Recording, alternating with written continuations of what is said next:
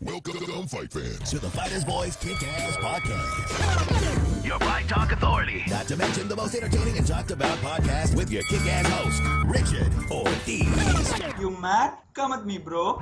And his loyal kick-ass co-host, Senor Cole Escovedo. Streaming live and worldwide. Coming to you all the way live from a little place somewhere in Cali. The Fighters Boys Kick-Ass Podcast. Ladies and gentlemen, the Fighter's Voice Kick-Ass Podcast, the Fighter's Voice, the only voice that matters. We're simply knocking out the competition. Today, by way of phone call interview, we have the Destroyer. We got Andy. Just knocks people out. I mean, he's just on a mission. Mr. Andy Ruiz, who'll be fighting this Saturday on the undercard of Danny Garcia on Fox Sports. And also the co-host with the most, UFC veteran, Mr. Cole Escovedo. What's happening, amigo? Cole? What's happening? Oh, man, it's been a minute. It's been a minute. Dude, last week threw me off and I was sick, dude. I know it threw you off, but now you feel better. With us in studio, well, not in studio, but he's on studio, is Mr. Andy Ruiz. Andy, how's it going, my man? Hey, how's it going? Thanks for having me, brother. Oh, man, I just got so much question to ask you, man. I mean, it's almost like you're having a brand new career. I mean, you left a promising with Top Rank Boxing. You left Top Rank, and now you're with the one and only Al Heyman. Yes, we've been through a lot of rough times and a long layoff. But you know what? I'm back in action April 20th and at the Dignity Health Center, and you know, I'm really blessed to be part of this team with TBC and Al Heyman, and you know, it's time to go down. You know, we talked. There was another fighter that we talked about. I'm sure you know him very well, Chris Arreola. Yep, Yeah. I know Chris Arreola really good friend of mine. You know what? We talked about a dream fight. I mean, that would just be something. You and Chris going at it, man. I mean, I know that were someone in the future. I mean, that would be great for the fans. We've never had, it'd be the first time in history that we had two Mexicanos going at it in the heavyweight division. Because we've always had the welterweights, the lightweights, etc. And to be able to make it possible with two heavyweights, that would do something. And maybe do it in LA somewhere. Yeah, you know, we've been talking about that, me and my team. That'll be a really good fight here in LA, at the Dignity Health Center or at the Staples Center main event. And you know what? I think it will happen this year from what it looks like. But first, I got to get through Alexander Dimitrico, fighting April 20th on Fox.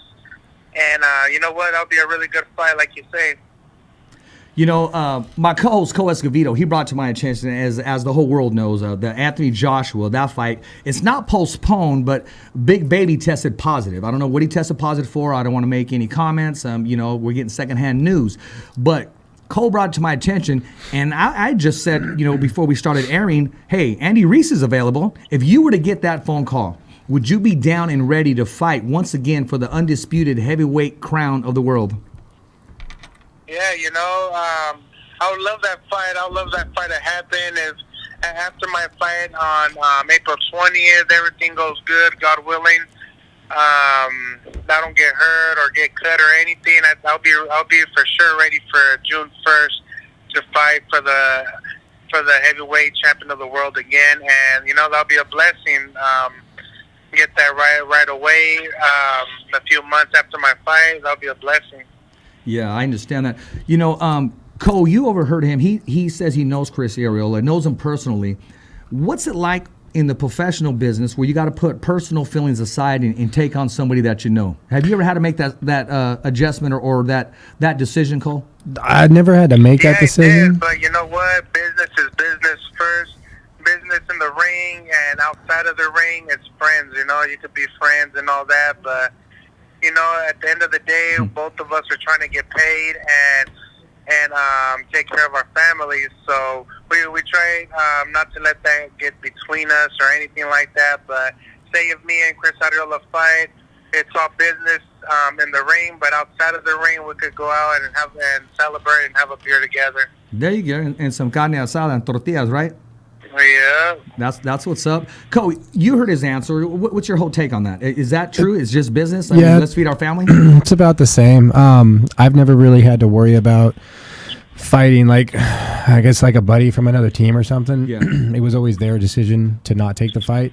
I think once... So you were put in that situation in your career? One time, yeah, we had the only time it's come up was with with an actual teammate at the time. It was Casey Olsen. Okay. People were at that time, they were both, like, promoters were always asking us, like, hey, just jokingly, like, well, what would it cost for you guys to fight? And we always told them, wow, we never spit numbers out because we were just like, well, if it ever happens, we'll make sure that we talk first and we'll discuss how much do we really think we can get. Yeah. Let's make sure we get paid. And then at that point, it's just whatever. Yeah. We're down to see who's best because Casey could have gone down to Slow. He would have gone and trained with Hackelman and Chuck and those guys and Antonio, and they would have had their thing. We would have just done our thing, and it would have been it. Because at the end of the day, like he said, it's business. There's bills need to be paid, food needs to be bought, etc. So, Andy, that would be a great gate. But I don't want to throw you off subject. I know you're focused on this Saturday. I know you're ready. I've been watching some footage of you, and but you know what? You still. And always will be. It just seems to you seem to have those natural hands. I mean, the speed and agility for a big guy. Yeah, it's God-given gift. I had it since I was young, since my amateur careers as well. But you know what? Right now, I just got to stay focused, stay ready, stay hungry, stay in shape. I'm not where I want to be, but I'm better where I was at. So I think the main thing is to stay disciplined and, get ready for April 20th and make a statement. There you go. I got to pick your brain a little bit about this weekend. Did you happen to catch the Lomachenko fight? Yeah, I saw the Lomachenko fight. It was really good, entertaining fight. A lot of people talk crap about the opponent and all that, but it takes real cojones to get in the ring, and especially to fight somebody like Lomachenko. So, I give my hats off to that guy that Lomachenko fought. Where do you put him in the top pound for pound in the world? I think in his division right now, he's the best right now, and he's calling out Mikey Garcia, so I think that would be a very interesting fight to see. Danny Garcia will be back in his natural weight, so I think he'll give Lomachenko some problems, but in my eyes, I think it would be a really, really, really entertaining fight. I talked to him briefly at the press conference, and I addressed the question, and I said, everybody's mentioning Mikey Garcia. There was even one media outlet that mentioned Tank Davis, and I remember Bob Arum gave his opinion on that, and he kind of shut that down. Nevertheless, I did bring up the Avenal kid, and I'm talking about who's a friend of yours, and you guys fought on the same card before. I'm talking about, how do you think Jose Ramirez would fare against Lomachenko if Jose was to come down to 135s? I think that would be a good fight too, but I think I would rather see Mikey Garcia and Lomachenko. I think it'll be a more entertaining fight.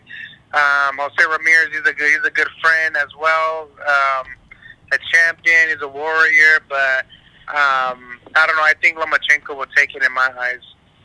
I called Lomachenko when I saw him in action, the Michael Jordan of boxing. Yeah, he's doing really good in his community, and he's a champ right now. So I think a good fight with him and Hooker would be a really good, entertaining fight. Oh, okay. You're talking about Jose Ramirez and Hooker, correct? Yep. I would love to see that fight as well, a unification bout. Yeah, I think that would be a really, really good fight. Yeah. Now, there was some names that also popped up. You had Arnold Barboza that popped up, and then you also had, gosh dang it, I'm drawing a blank right now. But some other names have come up as mandatory, and but I would like to see that Maurice Hooker fight take place and see Jose unify those belts. Yeah, that would be a really good matchup. I think Jose Ramirez has a lot of good skills. He's Mexican. He got the Mexican warrior in him, and I think whoever he fights, he's going to make a really good action fight. I got to ask you this, man. I know you watch boxing a lot, and I know you're a student of the game. Do you ever put your hand in and just, you ever watch MMA? UFC at all? Bellator? Combate? Tell you the truth, only when big fights happen, with McGregor, Nate Diaz, you know, just like the big fights that catches my eyes. So who's the one that really catches your eye? I mean, who do you watch, and to you say they're pretty entertaining? I know you mentioned McGregor and Nate Diaz. Diaz, what's that guy's name? Khabib. Yeah. I want to see that guy fight again. I think him and Nate Diaz will be a really good, entertaining fight, but I think Khabib he's a beast, man. I think he'll be really good. It seemed like a pretty good matchup there. Cole, what's your take on that? How do you think those two are fair? Khabib and Diaz. We were talking about an article. Joe Rogan was talking about what they're going to do with him next because he was supposed to fight Poirier back before Poirier got hurt. Yeah. And then they were thinking if they had fought, then the winner of that would have ended up fighting Holloway. We might have not necessarily seen a different result, but a different fight for sure because they're both tall and lanky. But I could see Diaz fighting Poirier, and I think that would be one of the few fights that you'd get Nate to sign on with because that'd be a title fight and it'd probably be a decent payday just to get him on there. But, you know, everyone's on steroids, so. Yeah, everybody's on steroids. Hey, what do you think about that, man? I mean, you have any take on or any comment on Joshua's opponent, Big Baby, on how, he tested positive for a foreign substance? You know what? Everybody's been asking me about that as well, and, shit happens.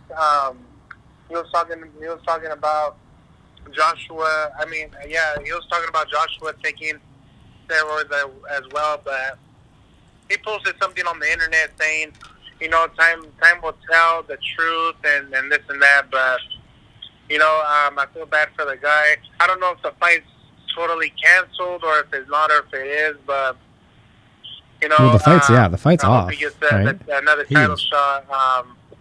It'll be good. Well, I heard a rumor that he may be fighting, that Ortiz may be stepping in.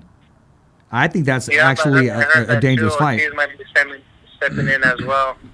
Now it all depends how Ortiz, if he's been in the gym or not since then. I don't know if the fight's postponed or if he's stepping in on that particular same date. I think Ortiz will push him to the limit, and we will really truly find out exactly what Joshua's all about. And then we can say him and our other heavyweight also have the same opposition because, as you know, our USA guy, Team USA, all the way, I had his difficulties with Ortiz, but nevertheless, he was able to, get that knockout. Yeah, I think that would be a good fight, him and Ortiz. Ortiz is a really nice guy. I met him a few times. He has nothing but love for me, but it'll be a good match between me and him as well. But if he gets out, I hope he does get the opportunity because he's a really humble guy. And, I'd love to see that fight as well. I think that'll be a good fight, man. I'm waiting for that one to be officially announced. And speaking of announced, man, I mean, what's your whole take on Canelo and Jacobs coming up? I think there's going to be a really good fight right there, too. Jacobs is a really strong guy. He's the bigger guy, taller guy. And I think he's a lot better than the last guy that Canelo fought. So, absolutely. I think this is where it's going to show that Canelo's ready to go up in weight and to see how's his power. And but I think Daniel Jacobs, in this boxing game, anything could happen. Exactly, the miracle man. It only takes one punch to change the whole fight, and the best man wins for that fight.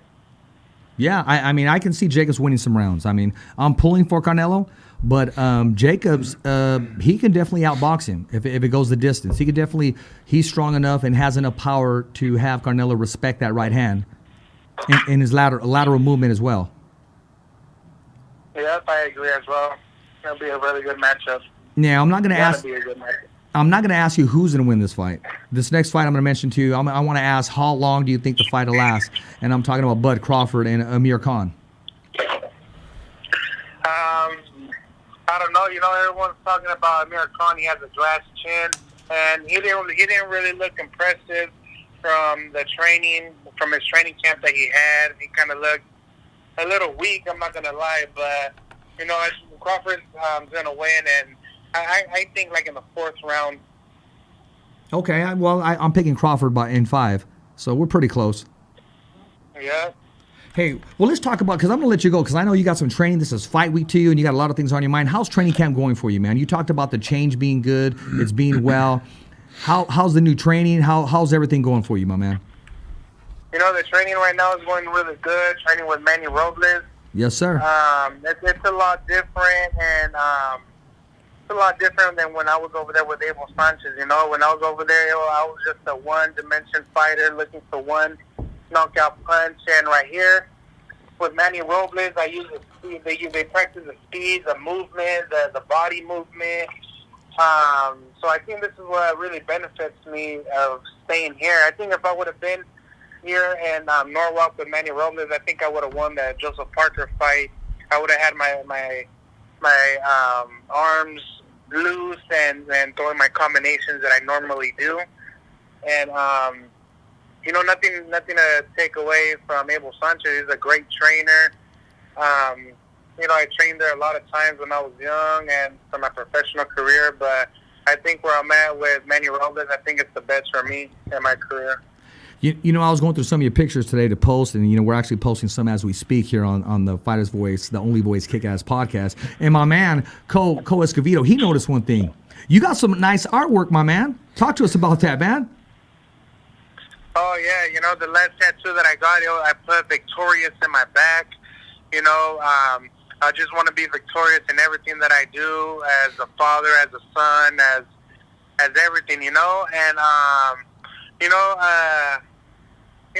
the tattoo, it kind of is just something that means something to me that I put on in my body, you know. But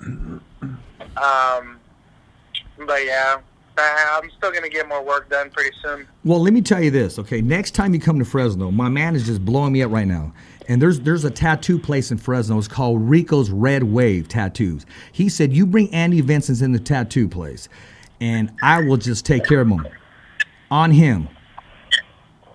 So, Nice. So whenever you're in All Fresno, right, you can check out his work. Later on, I'll forward you his work, his contacts. So whenever you're around the Fresno area, my man, actually, he said he would just, he's telling me right now, he will sponsor a tattoo, whatever you want, and he'll get down on it. Free ink. Some Nice, ink. man. Some nice I ink. appreciate that. I think after my fight, I'd love to drive up there and get that tattoo that he was telling, that he's saying about. I love that. Well, you let me know when that you let me know when that happens, because we're gonna get you in the studio, in person, in the flesh. We'll get him while All he right, gets I'll tattooed. be doing an interview while I'm getting tatted. Okay, That'll be good. that'll be bad. Okay, we'll make sure we do that. KP, you can make that happen, right? Hey, Yeah. hey, We'll Matt make that. Production Studios and Entertainment, Fresno, California. That's where we're getting done. Hey, I got to let you go, my man. So what do you got to say to all the fans, the followers who watch and support Mr. Andy Ruiz Jr.? Yeah, baby, tune in on Fox Sport, PBC, Fox Deportes on April 20th, fighting at the Dignity Health Center. Tune in, follow me on Instagram, Andy Ruiz _Destroyer 13. Look me up to see all my training camp and my lifestyle, how I be living and training. Thank you, man. All the raza out there. Hey, man. Hey, we'll be watching and support you, man. And especially when you win Saturday and you look into the camera and say, hey, I want to give a big shout out to the Fighter's Voice. We're going to make sure that we record that and put that up, man. Have a great training camp. Alrighty, man. We wish you well in the ring. Thank you, man, for the fighter voice. All day long, brother. Okay, I'm going to let you Yeah. go, my man. Have a good one. Talk All to you right, thank soon. you, man. All right, brother. Got you. Man, Andy Ruiz Jr. took time out of this is actually fight week for him, man. Yeah. I mean, either you're tense or you're real loose. I mean, how are you? Did you ever have different reactions, Cole, during fight week? No, I was. He's fighting Saturday, and today's Wednesday. Yeah, I was always the same. I was always willing to embrace, no matter how crappy or how shitty of a weight cut I was having. It's sometimes you're just like, I don't want to do it, but at the same time, it's like, man, that could be the one interview that the right guy that was a friend of the dude doing the interview listened to it and was like, man, I really like that kid's got something. I want to let me invest in him. And all of a sudden, you find yourself your next Dwayne Zinkin, your next investor, your next guy that's like got money, and your next fucking Mark Cuban who's like, dude, we need to look into that dude. something Zinkin. exactly. I mean, yeah. I think if Zinkin was to view the show, I think he'd appreciate it. I think he can do something. That man can make a phone call and it's a wrap. He makes phone calls all the time, man. Oh man. Speaking of phone calls, did you see what happened to the Hooters? No, what happened? Talk to me. Talk to me. Cole's mic's kind of blowing up my ears right Fresno's now. losing its Hooters. On the why? What happened? I don't know. They didn't pay rent. They literally got evicted by the sheriff's deputies. Like the business, it's probably just the business was done and just. Well, they order all these UFC fights and all these pay-per-view fights, and when they do it, when a business does it, they're not paying like us $70 to $100. No, they're paying thousands. in the G's. Yeah, So it's thousands. So exactly. I don't think having it next to a Chuck E. Cheese was a hilarious spot though. But I just don't think that place was ever. I don't know where the area was going to be at. Yeah, I just don't think it was ever going to be successful there. And it was kind of hiding too. Yeah, it was kind of hidden. It's just that demographic of next to Chuck E. Cheese. That's right. Yeah, like it's like like what are you gonna do? What are you gonna do, dude? Like, come on, no. I just think your target demographic was like you go to L.A. and it's like you go into a Hooters. That's sure. Up here it was just Fresno's a test market. It's weird. Some things fly, some things don't. But they got evicted. Speaking of phone calls, it makes me think because I saw a specific law firm. Now is that just the Fresno, or are we talking about the whole chain? That's just the Fresno one. There's only one, right? Well, is there only one? Fresno, the Fresno one. The Fresno one. The specific Fresno not one. the chain. No. I'm saying because that's big dollars, man. But I was going to talk to you when you guys were talking about Canelo's next fight. Yeah. The opponent now is supposed to be better than the first one we saw him on the zone. So the question will be, like I was going to say, was do you see that maybe a weight jump is one of the next things that guys like Canelo have to start looking at, because you're going to start having some really diluted fucking opponents. Not necessarily this one, but you're going to get every like third or fourth fight with him or their top guys like Lomachenko. Dude, that fight was over in the fourth fucking round. Yeah. Like, you're going to get some of those. So you're going to see guys like Lomachenko and Canelo, I think, which, correct me if I'm wrong, I don't know boxing as well, but I could see them starting to go, okay, I'll make money here. Maybe I stake that fight at that weight. Maybe I drop back down because they're guaranteed so many fights. Now they're going to start picking where is it going to be most, where's it going to make the most sense? Because if Canelo fights this guy and crushes him, how many more times are we going to see him fight at that weight class for watered down fights that we're paying a subscription for, which I'm not, by the way. I didn't bend over and take that one. But you're eventually going to see with like ESPN Plus, you're going to start seeing the UFC move that. Like Schwab was saying it, like after like 500,000 buys or something. Yeah. Like it's easy. It's all payday. There's like a minimum nut that ESPN wants to hit, and then once they hit it, the money just goes crazy. So it's like you don't even want to be. Like we were talking about this last week, like you don't even want to be the main guy. Like you don't even have to be the main event. You just have to be on the main card. Yeah.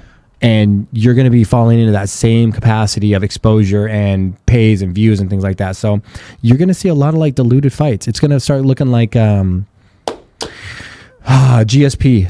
After he won the belt, he had it and they defended it once, and then all of a sudden he just stopped not wanting to fight you, not beat you, but just not lose. It kind of started to get into that, and people started going, he just wants to not lose. It's not that he wants to lose. It's just he doesn't have to beat you. He doesn't have to finish you. He just has to not lose.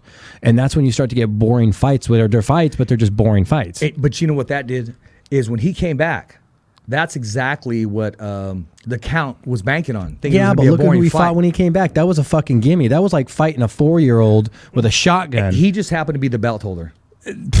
No, the UFC was happy that he was the belt holder at that time because they knew GSP. It was perfect fucking timing. They're like, dude, you come back. We got the perfect fucking guy. He's boisterous. He's loud. He's in your face. He's got the belt right now. But we know you'll kick his fucking ass. We want you to be champ. Like, it was just perfect timing for him. He's talking about doing it again. And then what happened? Did you hear that comment? No. The count mentioned about doing it again. Well, guys like him, guys like Kenny Florian, guys like Gilbert Melendez that you see, I'm not saying they're done, but when you see them in that aspect, it's really hard for them to look at that, to do all those interviews, to do all that face-to-face time with those guys, to be involved in that circle, to be as active as they are, and not want to go back in. You know, it's just I'm hearing you. Even if they say they're retired, guy like Bisping could say he was retired. It's like, dude, they want. It's not that he wants the attention, but he's just born that way. Yeah, and it's the way his career ended. Yeah, exactly. That too. Every fighter wants. Getting your shit kicked in by GSP when you know the UFC sets you the fuck up for failure. Cole, you see the way Mike just walks in all smooth, like he has it like that? I know. mean, it's kind of late here, and he didn't punch out the clock. And then of all things, he's wearing a Cincinnati Red hat here. I feel like I was buying drinks all night, and he just slid up and be like, "What's up, girl? What's her name?" And I was like, "Well, her name's Sarah, but hold on." And he'd be like, "What's up, Sarah?" I'd be like, "God damn it!" There you go, man. So what's up, Mike? Not much just got here. Man, these people are slow out here. Fresno people, you need to learn how to drive, man. You guys suck. Man. Dude, it ain't even how they drive. It's just how much room we had. It's not even that. The people are driving like grandmas out here. Well, yeah, you do have that, but you have all these, got police officers down the corner. They don't want to get you for speeding. But yeah, but when there's no cops. I'm not saying. Oh, no, I got hit up by a bike cop here leaving. I got stopped pulling into work one time, and he was just like, you have your license and registration? I was like, here you go. Then he was like, all right, here you go. Go ahead. So, yeah, so I thought...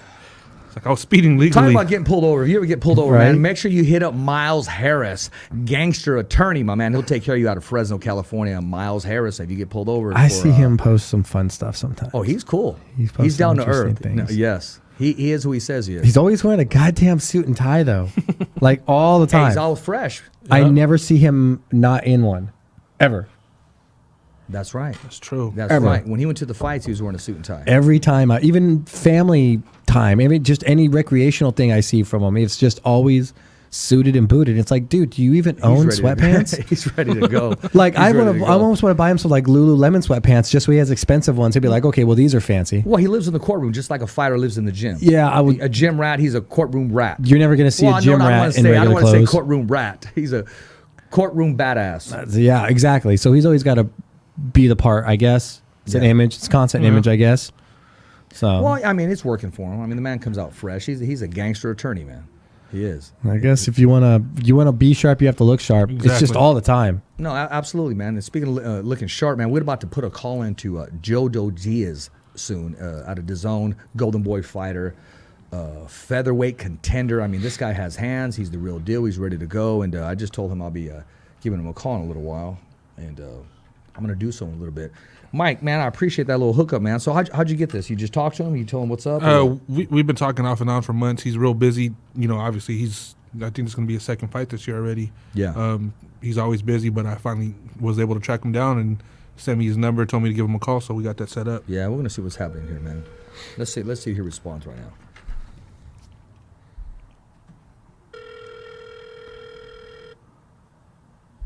See, I'm flossing the LA and the fighter's voice right here. Hello? Oh, it gave you the pause. It gave you the steel pause. I like it. No, hey man, he's probably training or eating something. So we'll try again. Yeah. Dude, if you're lucky to get a fighter on their phone the week of a fight and stuff like that, it's impossible. Good luck. It is. We'll give it another shot. Well, he's got 2 weeks out. He fights. That was Andy's fighting this weekend. Yes, Andy's fighting this Saturday. I talked to Andy this time of day. He's probably at the gym. Yeah, he's at 6:30. Where's he fighting out of right now? He's in LA, I believe. Yeah. Streaming live and worldwide. Kickass Podcast.